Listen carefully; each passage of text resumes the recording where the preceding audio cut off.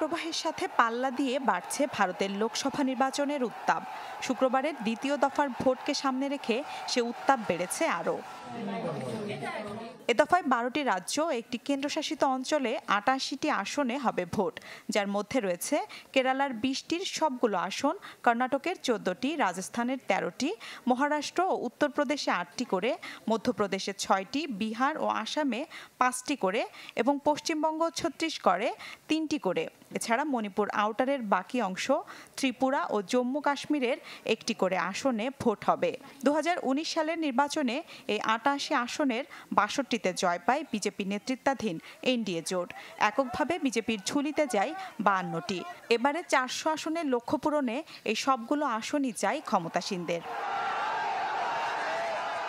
প্রথম দফার ১০২ আসনে ভোট পরবর্তী গুঞ্জন বলছে কাঙ্ক্ষিত আসন পাচ্ছে না বিজেপি নেতৃত্বাধীন এনডিএ জোট, তাই পুরনো কৌশলেই শান দিচ্ছেন মোদি। মুসলমানों को रिजर्वेशन देने का प्रयास। এরই মধ্যে রাজস্থানে প্রচারে গিয়ে মুসলিমদের বহিরাগত বলে বিতর্কিত মন্তব্য করেছেন তিনি। বলেছেন, কংগ্রেস ক্ষমতায় গেলে মুসলমানদের মাঝে সম্পদ বিলিয়ে দেবে, হিন্দু নারীদের মঙ্গলসূত্র বাদ যাবে না তাতে। মেরুকরণের এই রাজনীতির বলেই ২ দফায় ক্ষমতায় গেরুয়া শিবির। এবার সাথে আরেকটি কৌশল নিয়েছে তারা, বিরোধী জোট ইন্ডিয়ায় ফাটল ধরিয়ে কংগ্রেসকে ১০০ আসনের মধ্যে আটকে রাখা, নির্বাচনী প্রচারণায় শুধু কংগ্রেসকে নিশানা করা। তবে হিন্দিভাষী রাজ্যগুলোতে মেরুকরণের এই রাজনীতি যতটা ফলদায়ক ততটা নয় অন্য রাজ্যে। বামপন্থীদের আধিপত্য থাকা কেরালায় শক্তি বাড়াতে খ্রিস্টানদের প্রতি নজর দিয়েছেন মোদি, দলে ফেরাতে দিচ্ছেন নানা প্রলোভন। এছাড়া ইন্দিরা গান্ধীর শাসনামলে ১৯৭৪ সালে ভারত সাগরের কচ্ছদ্বীপ দ্বীপ শ্রীলঙ্কাকে দেয়ার ইস্যুকেও সামনে নিয়ে আসা হচ্ছে।